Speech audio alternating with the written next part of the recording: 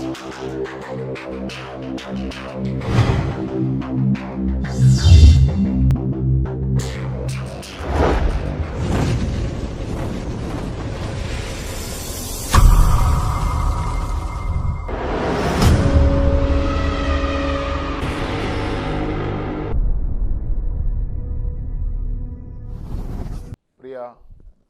ಆಸ್ಯಟಿ ವೀಕ್ಷಕರೇ, ಯೇಸು ಕ್ರಿಸ್ತರ ನಾಮದಲ್ಲಿ ಸತ್ಯವು ನಿಮಗೆ ಬಿಡುಗಡೆ ಮಾಡ್ತದೆ ಎಂಬ ಕಾರ್ಯಕ್ರಮಕ್ಕೆ ನಾವು ನಿಮ್ಮನ್ನು ಸ್ವಾಗತ ಮಾಡುವರಾಗಿದ್ದೇವೆ.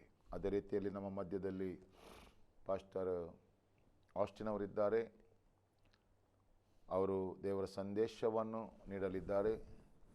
ಅವರ ಬಾಯಿಂದ ಬರುವ ದೇವರ ಮಾತುಗಳನ್ನು ನಾವು ಕೇಳುವ ಅವರಿಗೂ ಕೂಡ ಆಶ್ರಯ ಟಿವಿಯ ವತಿಯಿಂದ ನಾವು ಸ್ವಾಗತ ಮಾಡುವರಾಗಿದ್ದೇವೆ. Praise god.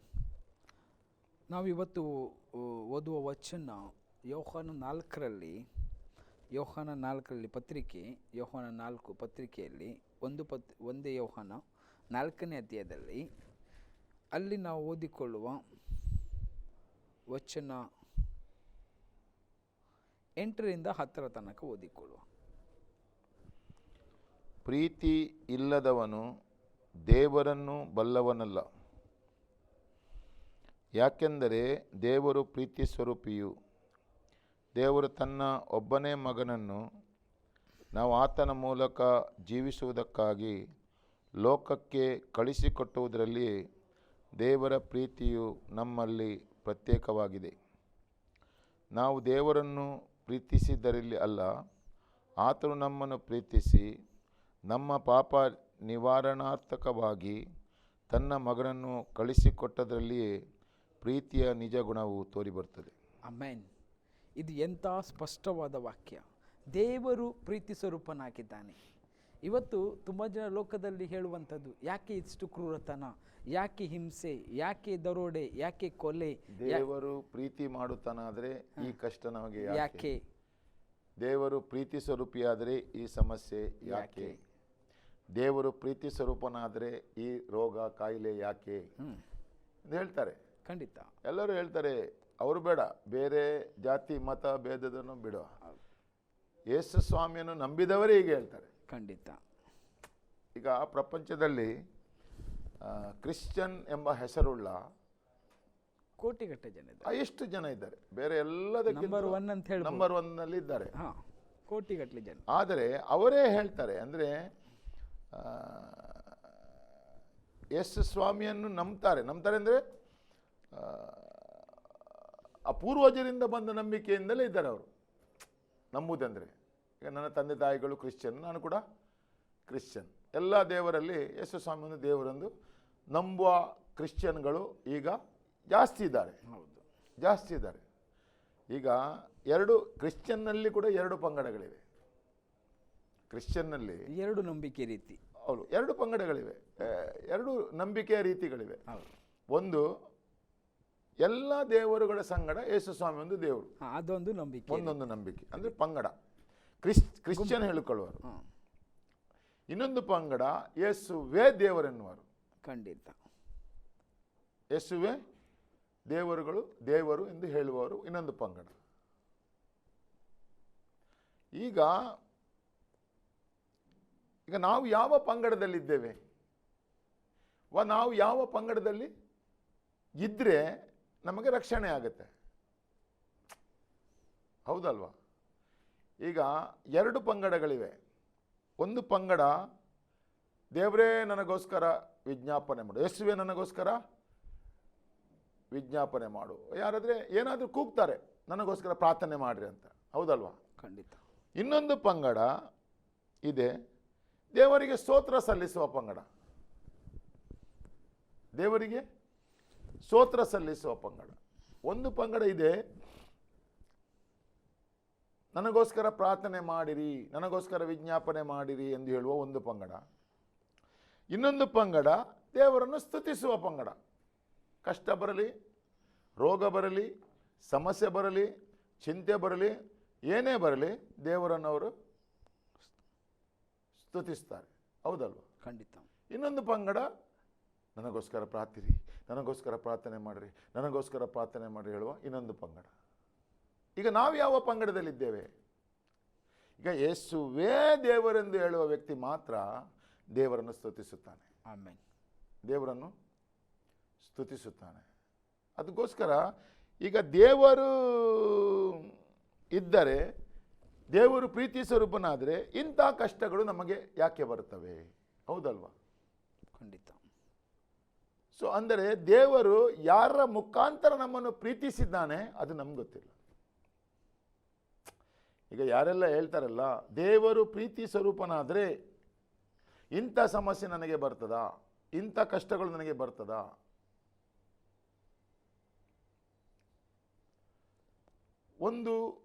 ಒಂದು ಹುಡುಗಿ, ಯೌವನಸ್ಥ ಹುಡುಗಿ, ಅವರ ಒಂದು ಜಾಗದಲ್ಲಿ ಒಂದು ಶಿಲುಬೆಯನ್ನು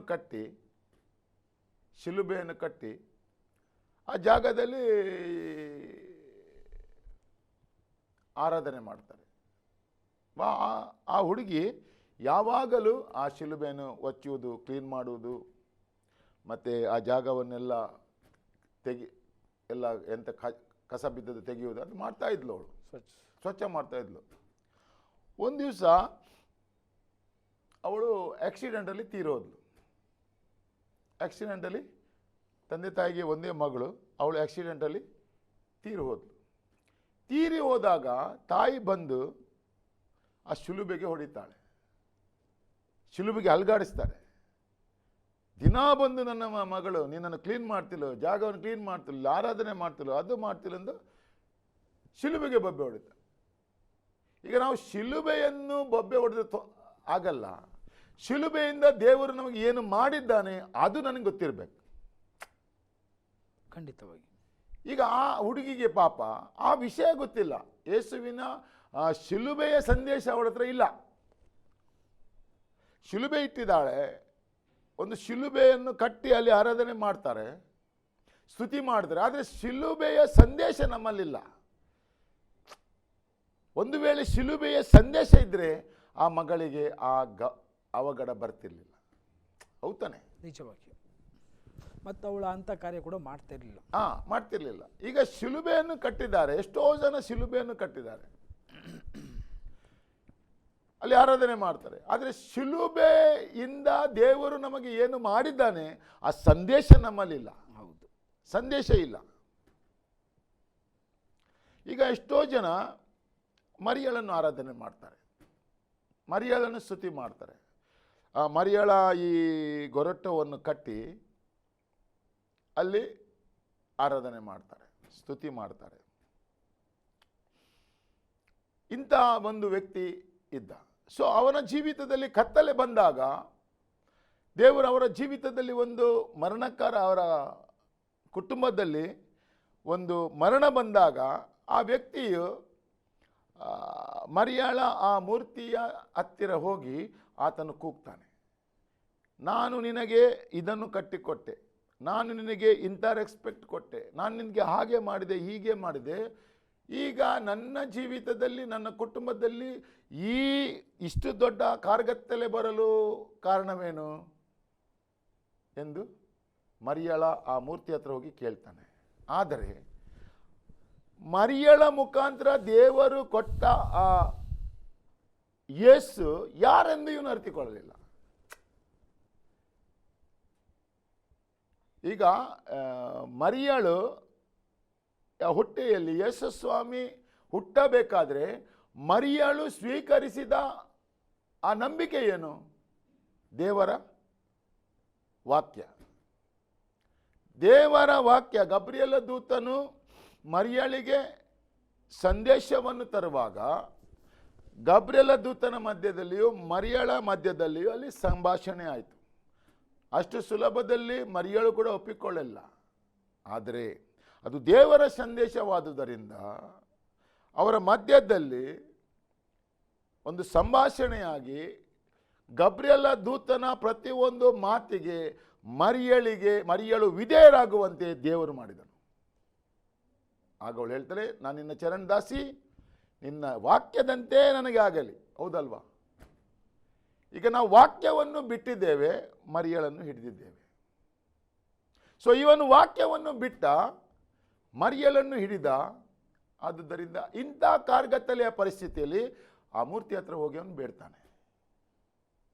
ಆದರೆ ಮರಿಯಳು ಸ್ವೀಕರಿಸಿದ ವಾಕ್ಯ ಇವನು ಸ್ವೀಕಾರ ಮಾಡಿದರೆ ಇವತ್ತು ಆ ಕಾರ್ಗತ್ತಲೆ ಅವನ ಜೀವಿತದಲ್ಲಿ ಬರುತ್ತಿರಲಿಲ್ಲ.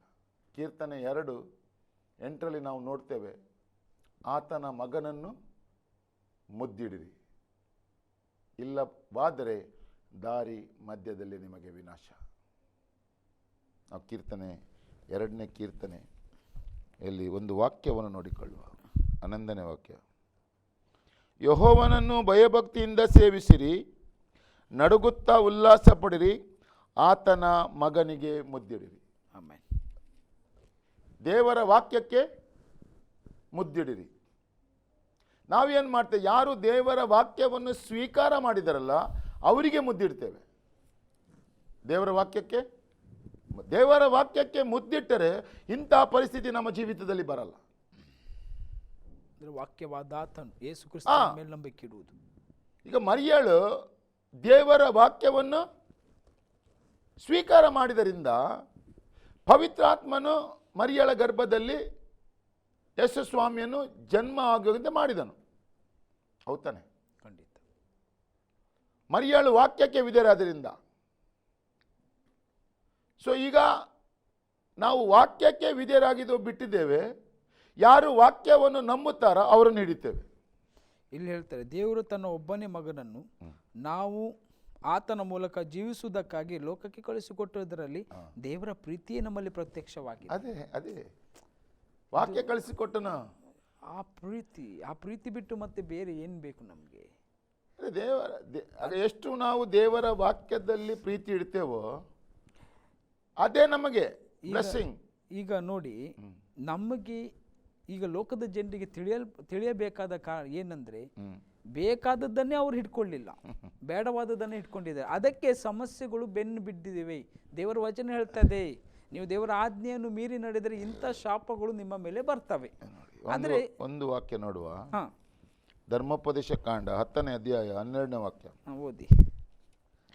ನೀವು ನಿಮ್ಮ ದೇವರಾದ ಯೆಹೋವನಲ್ಲಿ ಭಯಭಕ್ತಿ ಉಳ್ಳವರಾಗಿ ಎಲ್ಲ ವಿಷಯಗಳಲ್ಲಿಯೂ ಆತನು ಹೇಳುವ ಮಾರ್ಗದಲ್ಲೇ ನಡೆಯುತ್ತಾ ಆತನನ್ನು ಪ್ರೀತಿಸುತ್ತಾ ಸಂಪೂರ್ಣವಾದ ಹೃದಯದಿಂದಲೂ ಮನಸ್ಸಿನಿಂದಲೂ ಸೇವೆ ಮಾಡುತ್ತಾ ನಾನು ನಿಮ್ಮ ಮೇಲಿಗಾಗಿ ಈಗ ಬೋಧಿಸುವ ಆತನ ಆಜ್ಞಾ ವಿಧಿಗಳನ್ನು ಅನುಸರಿಸುತ್ತಾ ಇರುವುದನ್ನೇ ಹೊರತು ನಿಮ್ಮ ದೇವರಾದ ಯೆಹೋವನು ನಿಮ್ಮಿಂದ ಬೇರೇನು ಕೇಳಿಕೊಳ್ಳುತ್ತಾನೆ. ದೇವರು ಬೇರೇನು ಕೇಳುವುದಿಲ್ಲ ಅಂತೆ. ಅಲ್ಲಿ ನೋಡಿ, ಆಲೋಚಿಸಿರಿ, ಉನ್ನತವಾದ ಆಕಾಶಮಂಡಲವು ಮತ್ತು ಭೂಮಿ ಅದರಲ್ಲಿರುವ ಎಲ್ಲವೂ ನಿಮ್ಮ ದೇವರದ ಯೆಹೋವನವೇ. ಅಂದರೆ ಎಲ್ಲ ಆತನೇ ಸೃಷ್ಟಿಸಿದ್ದು, ಆತನು ಹೇಳುವುದಷ್ಟೇ, ಆತನ ವಾಕ್ಯಕ್ಕೆ ವಿಧೇಯರ. ನೋಡಿ, ನಮ್ಮ ಮೇಲಿಗಾಗಿ ಹೇಳ್ತಾನೆ. ನೋಡಿ, ಅಲ್ಲಿ ಹೇಳ್ತಾನೆ ಅವನು, ನಾನು ನಿಮ್ಮ ಮೇಲಿಗಾಗಿ, ಅಂದರೆ ನಿಮಗೆ ಅಭಿವೃದ್ಧಿ ಪಡಿಸುವುದಕ್ಕಾಗಿ, ನಿಮಗೆ ಆಶೀರ್ವಾದ ಮಾಡುವುದಕ್ಕಾಗಿ, ನಿಮಗೆ ರಕ್ಷಣೆಯಾಗಿದ್ದಕ್ಕಾಗಿ, ನಿಮಗೆ ಆಗಬೇಕಾದ್ರೆ ನನ್ನ ಆಜ್ಞೆಗಳಿಗೆ ಕಿವಿ ಕೊಡಿರಿ. ಆಮೆನ್. ಬೇರೇನು ಕೇಳುವುದಿಲ್ಲ ಅಂತೆ ದೇವರು. ಖಂಡಿತ. ನೋಡಿ, ಈಗ ಕರೆಕ್ಟ್ ನೋಡೋದಾದ್ರೆ ನಾವು ಈ ಪ್ರಪಂಚದಲ್ಲಿ ಏನು ಸಂಪಾದಿಸಬೇಕಾಗಬೇಕಂತಿಲ್ಲ. ದೇವರ ವಾಕ್ಯಕ್ಕೆ ವಿಧೇಯರಾದರೆ ದೇವರ ವಾಕ್ಯವು ಎಲ್ಲವನ್ನು ನಮಗೆ ಕೊಡುವುದಾಗಿದೆ. ಹೌದು, ತನ್ನ ಇಷ್ಟದವನಿಗೆ ನಿದ್ರೆಯಲ್ಲಿ ಕೊಡುವ. ಅದೇ ಈಗ ಲೋಕದಲ್ಲಿ ಇರುವ ಜನರಿಗೆ ದೇವರ ಪ್ರೀತಿ ಪ್ರಕಟವಾಗಬೇಕು. ಈಗ ಎಲ್ಲರೂ ನೀವು ಹೇಳಿದ ಹಾಗೆ ತಪ್ಪು ದಾರಿ ಹಿಡಿದಿದ್ದಾರೆ. ಈಗ ಸರಿಯಾದ ದಾರಿಗೆ ಬರಬೇಕು. ಸರಿಯಾದ ದಾರಿಗೆ ಬರಬೇಕಾದ್ರೆ ನಾವು ನೋಡುವುದಾದರೆ ಇಲ್ಲಿ ಎಜೆಕಿಯೇಲಲ್ಲಿ ಒಂದು ವಾಕ್ಯ ಇದೆ. ಎಜೆಕಿಯೇಲ್ 33:11 ಓದಿಕೊಳ್ಳುವ. ನೋಡಬೇಕಾದ್ರೆ 33:11 ಒಂದು ವಚನ ಇದೆ, ಸ್ಪಷ್ಟವಾಗಿದೆ. ಏನಂತ ಹೇಳ್ತಾ ಇದೆ ಅಲ್ಲಿ ದೇವರು, ಅದನ್ನು ಸ್ವಲ್ಪವಾಗಿ ಓದಿಕೊಳ್ಳು. ಎಷ್ಟು? ಎಜೆಕಿಯೇಲ್ 33:11 ವಚನ ಓದಿ. ನನ್ನ ಜೀವದಾಣೆ, ನನ್ನ ಜೀವದಾಣೆ, ದುಷ್ಟನ ಸಾವಿನಲ್ಲಿ ನನಗೆ ಲೇಷವಾದರೂ ಸಂತೋಷವಿಲ್ಲ. ಆತನು ತನ್ನ ದುರ್ಮಾರ್ಗಗಳನ್ನು ಬಿಟ್ಟು ಬಾಳುವುದೇ ನನಗೆ ಸಂತೋಷ. ಆಮೆನ್. ದುಷ್ಟನ ಸಾವಿನಲ್ಲಿ, ದುಷ್ಟ ಅಂದ್ರೆ ಯಾರು?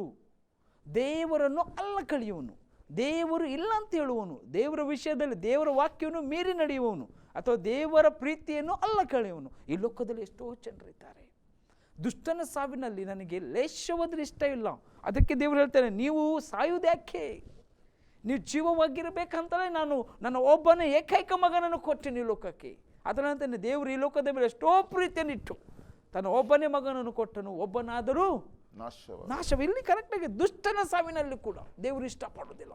ಇವತ್ತು ಲೋಕದಲ್ಲಿ ಎಂಥ ಕ್ರೂರಿ, ಎಕ್ಸಾಂಪಲಿಗೆ ನಾವು ಹಿಟ್ಲರನ್ನೇ ಇಟ್ಕೊಳ್ಳುವ, ಅಂಥ ಕ್ರೂರಿ ಕೂಡ ಮನ ಪರಿವರ್ತನೆ ಆಗಬೇಕಂತ ನಾವು ದೇವರು ಬಯಸ್ತಾನೆ.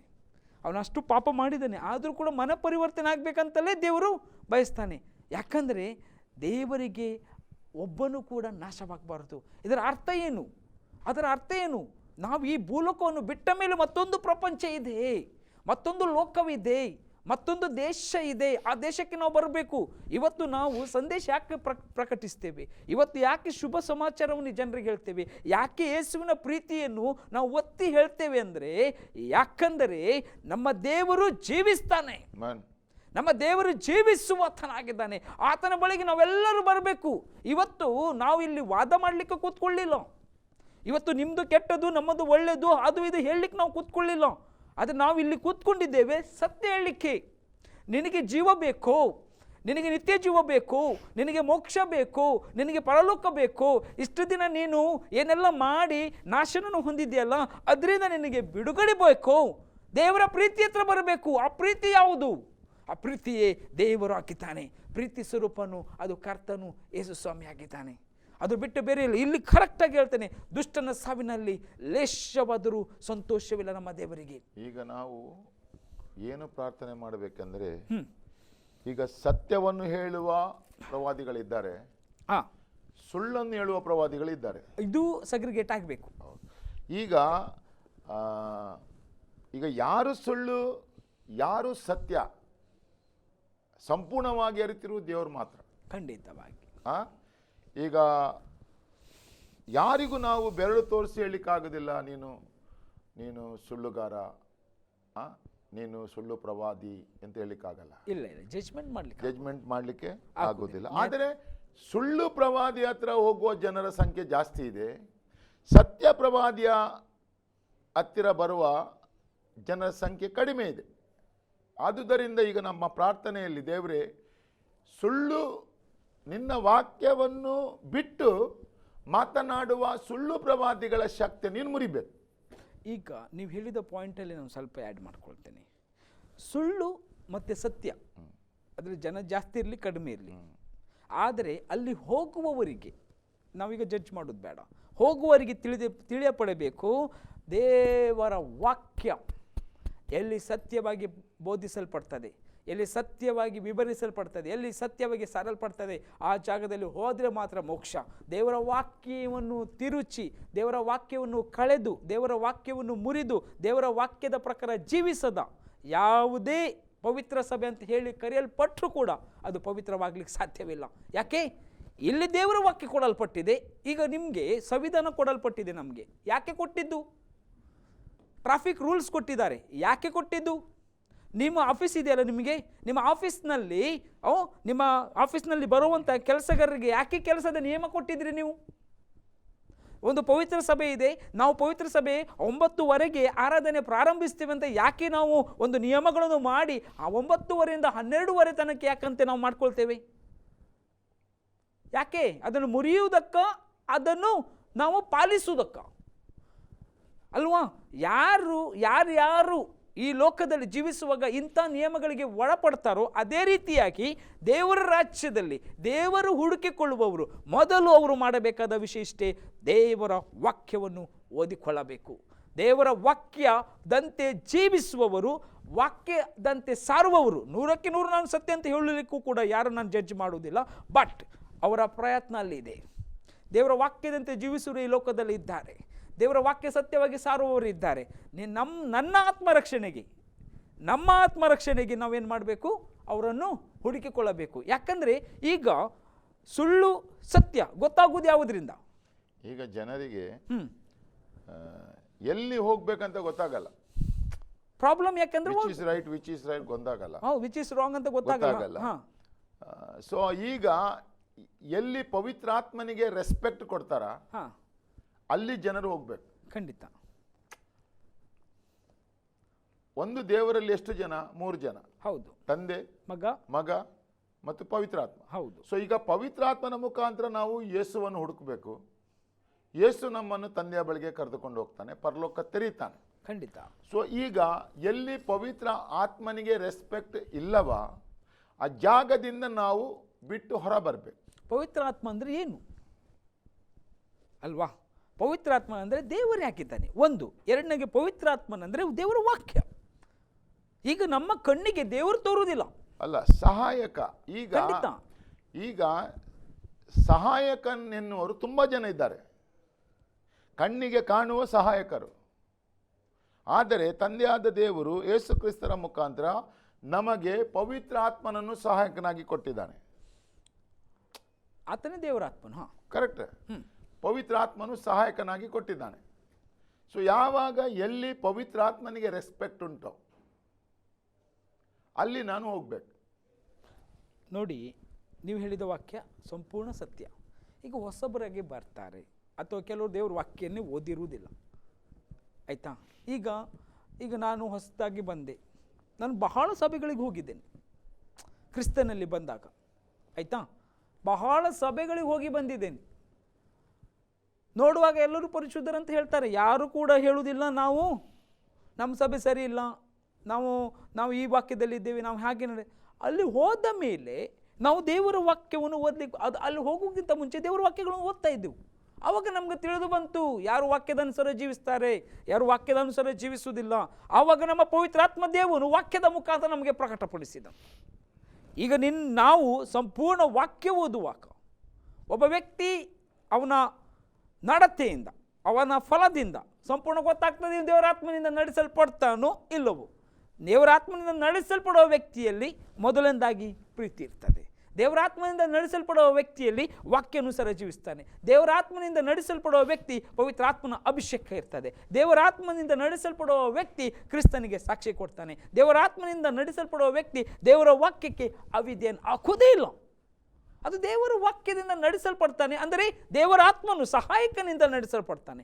ಈಗ ಅವರ ಫಲಗಳಿಂದ ನೀವು ಅವರನ್ನು ಗುರುತಿಸಬೇಕು. ವಾಕ್ಯ ಕೊಡುವವರು ತುಂಬ ಜನ ಇರ್ತಾರೆ, ಖಂಡಿತವಾಗಿ ಒಳ್ಳೊಳ್ಳೆ ವಾಕ್ಯ ಕೊಡುವರು ಇರ್ತಾರೆ, ಆದರೆ ಅವರ ಫಲಗಳಿಂದ ನಾವು ಗುರುತಿಸಬೇಕು. ಅವರ ಸಂಗಡ ಸ್ವಲ್ಪ ಸಮಯ ನಮ್ಮ ಕೂತ್ಕೊಂಡರೆ ನಮಗೆ ಗೊತ್ತಾಗುತ್ತೆ. ಸ್ವಲ್ಪ ಅವರ ಸಂಗಡ ಕಳೆಯಬೇಕು.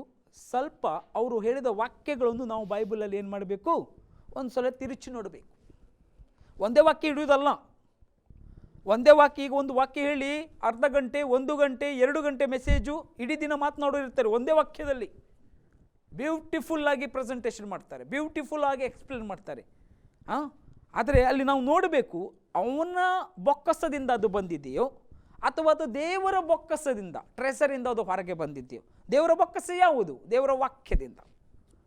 ಕೆಲವರು ಏನು ಮಾಡ್ತಾರೆ, ದೇವರ ವಾಕ್ಯ ಅಂತ ಹೇಳಿಕೊಂಡು ತಮ್ಮದೇ ಆದಂತಹ ವಾಕ್ಯಗಳನ್ನು, ತಮ್ಮದೇ ಆದಂಥ ಆಲೋಚನೆಗಳನ್ನು ಕೊಡ್ತಾರೆ, ತಮ್ಮದೇ ಆದಂಥ ಬಿಸ್ನೆಸ್ಗಳು ಮಾಡ್ಕೊಂಡಿದ್ದಾರೆ, ಆಯಿತಾ? ಬಟ್ ದೇವರ ವಾಕ್ಯಾನುಸಾರವಾಗಿ ನಾವು ಇದ್ದಾರಂತ ನೋಡುವುದಕ್ಕಾಗಿ ದೇವರ ವಾಕ್ಯದಲ್ಲದು ಇದ್ದೇ ಇಲ್ವೋ ನಾವು ನೋಡಿ. ಬೇರೆಯ ಸಭೆಯಲ್ಲಿ ಅಪೊಸ್ತಲರ ಕಥೆ ನಾವು ನೋಡ್ತೇವೆ. ಬೇರೆಯ ಸಭೆಯಲ್ಲಿ ಪೌಲ ಸೀಲರು ಏನು ಮಾಡಿದರು? ಅವರು ವಾಕ್ಯಗಳನ್ನು ಸಾರಿದರು. ಅಲ್ಲಿ ಹೇಳಲ್ಪಟ್ಟಿದೆ, ಅವರು ಬೇರೆ ಮತ್ತೊಂದು ಸಭೆಗಿಂತಲೂ ಇವರು ಉನ್ನತರಾದವರು, ಅಷ್ಟು ಸಾಧು ಸ್ವಭಾವದವರು. ಆದರೆ ನಾವು ಸಾಧುಗಳಾಗಿರಬೇಕು. ಪೌಲ ಸೀಲರನ್ನು ಕೂಡ ಅವರು ಆ ಸಭೆಯವರು, ಬೇರೆಯ ಸಭೆಯವರು ಅದು ವಾಕ್ಯ ಪೌಲ ಸೀಲರು ಹೇಳಿದ್ದು ಪವಿತ್ರ ಗ್ರಂಥದಲ್ಲಿ ಇದೆಯೋ ಇಲ್ಲ ಅಂತ ಪರೀಕ್ಷೆ ಮಾಡಿದರಂತೆ. ಇವತ್ತು ಪ್ರಾಬ್ಲಮ್ ಏನು? ಜನರು ಹೋಗ್ತಾರೆ, ಕೇಳ್ತಾರೆ, ಅಲ್ಲಿ ಲೋಕದ ಆಶೀರ್ವಾದ, ಪರಲೋಕದ ಆಶೀರ್ವಾದ ಎರಡು ಹೇಳ್ತಾರೆ. ಕೆಲವರು ಲೋಕದ ಆಶೀರ್ವಾದ ಹೇಳ್ತಾರೆ, ಭಾರಿ ಖುಷಿ ಆಗ್ತದೆ, ವಾಪಸ್ ಬರ್ತಾರೆ, ಬೈಬಲ್ ಓದುವುದಿಲ್ಲ, ವಾಕ್ಯವನ್ನು ಓದುವುದಿಲ್ಲ, ವಾಕ್ಯ ಜ್ಞಾನ ಮಾಡುವುದಿಲ್ಲ, ವಾಕ್ಯದ ಒಂದು ಏನು ಪ್ರಕಟಣೆ ಇಲ್ಲ. ಆವಾಗ ಏನಾಗ್ತದೆ? ಅವರು ಸೋಲಿಕ್ಕೆ ಕಾರಣ ಆಗ್ತದೆ. ಸುಳ್ಳುಗಳು ಅಲ್ಲೇ ಜಾಸ್ತಿ ಆಗೋದು. ಪ್ರಾಬ್ಲಮ್ ಯಾರಿದ್ದು? ಪ್ರಾಬ್ಲಮ್ ದೇವರ ಮಕ್ಕಳಿದ್ದು. ದೇವರ ಮಕ್ಕಳು ಬೈಬಲ್ ಓದುವುದಿಲ್ಲ, ದೇವರ ಮಕ್ಕಳು ಪ್ರಾರ್ಥನೆ ಮಾಡುವುದಿಲ್ಲ, ದೇವರ ಮಕ್ಕಳಲ್ಲಿ ಏನಿಲ್ಲ, ಆ ವಾಕ್ಯದ ರೆವಲ್ಯೂಷನ್ ಇಲ್ಲ, ರೆಮ ಇಲ್ಲ. ವಾಕ್ಯದ ರೆಮ ಇದ್ದಿದ್ರೆ ಇಷ್ಟೊತ್ತಿಗೆ ಸುಳ್ಳುಗಳು ಜಾಸ್ತಿ ಆಗ್ತಾ ಇರಲಿಲ್ಲ. ಒಂದು ಸಭೆಯಿಂದ ಮತ್ತೊಂದು ಸಭೆಗೆ, ಮತ್ತೊಂದು ಸಭೆಗೆ, ಇನ್ನೊಂದು ಸಭೆಗೆ ಹಾರ್ತಾ ಇರಲಿಲ್ಲ. ದೇವರು ಏನು ಹೇಳಿದ್ರು? ದೇವರು ಹೇಳಿದ್ರು ಸಮುದ್ರಕ್ಕೆ ಹೋಗಿ ಮೀನುಗಳನ್ನು ಹಿಡೀರಿ ಅಂತ ಹೇಳಿದ್ರು. ಇವತ್ತು ಮೀನುಗಳಿಲ್ಲ, ಕಪ್ಪೆಗಳನ್ನು ಹಿಡಿತಾ ಇದ್ದಾರೆ. ಕಪ್ಪೆಗಳು ಏನು ಮಾಡ್ತವೆ? ಅದು ದೋಣಿಯಲ್ಲಿ ಇರುವುದಿಲ್ಲ, ಅದು ಹಡಗಿನ, ಅದು ಮತ್ತೊಂದು ಒಂದರಿಂದ ಮತ್ತೊಂದು ಹಾರುವಂಥ ಅಭ್ಯಾಸ. ಕಪ್ಪೆಗಳು ಯಾವುದು? ಕಪ್ಪೆ ಅಂದರೆ ಏನು? ದುರ್ಬೋಧಕರಿಂದಲೂ ಸುಳ್ಳು ಬೋಧಕಿನ ಬಾಯಿಂದ ಹೊರಡುವ ದುಷ್ಟಾತ್ಮಗಳು ಅಂತ ಬರೆಯಲ್ಪಟ್ಟಿದೆ ದೇವರ ವಚನದಲ್ಲಿ. ದೇವರ ವಚನದಲ್ಲಿ ಏನು ಬರೆಯಲ್ಪಟ್ಟಿದೆ? ದುರ್ಬೋಧಕರಿಂದಲೂ, ದುಷ್ಟಬೋಧಕರಿಂದಲೂ ಅಥವಾ ಕ್ರೈಸ್ತನಿಂದ, ಕ್ರಿಸ್ತ ವಿರೋಧಿಯಿಂದ ಹೊರಡಲ್ಪಡುವ ಆ ಸ್ಪಿರಿಟ್ಗಳನ್ನು ಕಪ್ಪೆಗಳಂತ ಕರೆಯಲ್ಪಟ್ಟಿದೆ. ನೋಡಿ ಎಷ್ಟು ಸ್ಪಷ್ಟವಾಗಿ ನಮ್ಮ ದೇವರು ಬರೆಯುತ್ತಾ ಇದ್ದಾನೆ. ನಾನು ನಿಲ್ಸ್ಕೊಂಡು ಒಂದಿನ ಪ್ರಾರ್ಥನೆ ಮಾಡಿ, ಸ್ವಾಮಿ ಲೋಕದಲ್ಲಿ ಹೀಗೆ ಯಾಕಾಗ್ತಿದೆ? ಯಾಕಂದರೆ ಈಗ ಒಳ್ಳೆ ಹೆಸರು ಇದೆಯಲ್ಲ ಪವಿತ್ರ ಸಭೆಗೆ, ಅದು ಹೇಗೆ ಕೆಡಿಸುವುದಂತ ಸಹಿತ ನೋಡ್ತಾ ಇರ್ತಾನೆ. ಜನರು ಒಂದರಿಂದ ಅಲ್ಲಿಗೆ, ಇಲ್ಲಿಂದ ಇಲ್ಲಿಗೆ ಹೋದ್ರಿ. ಅದಕ್ಕಾಗಿ ದೇವರ ಪ್ರೀತಿಯಲ್ಲಿ ನೆಲೆಗೊಂಡು ದೇವರ ವಾಕ್ಯವನ್ನು ಓದ್ರಿ. ಪ್ರಿಯ ವೀಕ್ಷಕರೇ, ದೇವರ ಪ್ರೀತಿ ನಮ್ಮ ಜೀವಿತದಲ್ಲಿ ಇದ್ದರೆ, ದೇವರ ಪ್ರೀತಿಯ ವಾಕ್ಯ ನಮ್ಮ ಜೀವಿತದಲ್ಲಿ ಇದ್ದರೆ, ನಾವು ಒಂದು ಸಭೆಯಿಂದ ಇನ್ನೊಂದು ಸಭೆಗೆ ಜಂಪ್ ಆಗಲ್ಲ. ನಮ್ಮ ಜೀವಿತದಲ್ಲಿ ದೇವರ ಪ್ರೀತಿ ಇದ್ದರೆ ನಾವು ಎಲ್ಲಿ ಹೋದರೂ ದೇವರು ಮಾತನಾಡ್ತಾನೆ. ಯಾವ ಸಭೆ ಹೋದರೂ ಮಾತನಾಡ್ತಾನೆ, ಯಾವ ಸೇವಕನ ಮುಖಂದರೂ ಮಾತನಾಡ್ತಾನೆ. ಆದುದರಿಂದ ನಾವು ಕಪ್ಪೆಯಂತೆ ಆ ಕಡೆ ಈ ಕಡೆ ಓಡೋದು ಬೇಡ. ಕೊಟ್ಟ ಎಲ್ಲ ಮಾತುಗಳನ್ನು ವಾಕ್ಯದಲ್ಲಿ ಇದೆಯೋ ಇಲ್ಲವೆಂದು ನಾವು ಪರೀಕ್ಷಿಸಿ ನೋಡಿಕೊಂಡು ನಾವು ಜೀವಿಸುವ ಪ್ರಾರ್ಥನೆ ಮಾಡುವ. ಭೂಮಿ ಆಕಾಶಗಳ ಒಡೆಯನಾಗಿರುವ ದೇವರೇ, ಯೇಸುವಿನ ನಾಮದಲ್ಲಿ ಪವಿತ್ರಾತ್ಮ ಸಹಾಯದೊಂದಿಗೆ ಆಸರೆ ವೀಕ್ಷಿಸಿರುವ ಪ್ರತಿಯೊಂದು ಹಸ್ತಕ್ಕೆ ಒಪ್ಪಿಸುತ್ತೇವೆ. ಇವತ್ತು ಮಾತಾಡಿದ ಮಾತುಗಳು ದೇವ ಅವರಿಗೆ ಆಶೀರ್ವಾದವಾಗಲಿ, ದೇವರ ಪ್ರೀತಿಯು ಕಂಡುಕೊಳ್ಳುವಂತೆ ಮಾಡಲಿ. ದೇವರ ಪ್ರೀತಿಯಲ್ಲಿ ಯಾವ ಸಭೆಯಲ್ಲಿ ನಾವಿದ್ದೇವೋ ಅದೇ ಸಭೆಯಲ್ಲಿ ಮುಂದುವರಿಯಲು ನಿನ್ನ ಕೃಪೆಯನ್ನು ದಯಪಾಲಿಸಿ ಪ್ರಾರ್ಥಿಸ್ತೇನೆ. ಯೇಸು ನಾಮದಲ್ಲಿ ಬಿಡುವಂತಂದೆ, ಆಮೆನ್. ಈ ವಾಕ್ಯಗಳನ್ನ ದೇವರು ನಿಮ್ಮನ್ನು ಆಶೀರ್ವಾದ ಮಾಡಲಿ.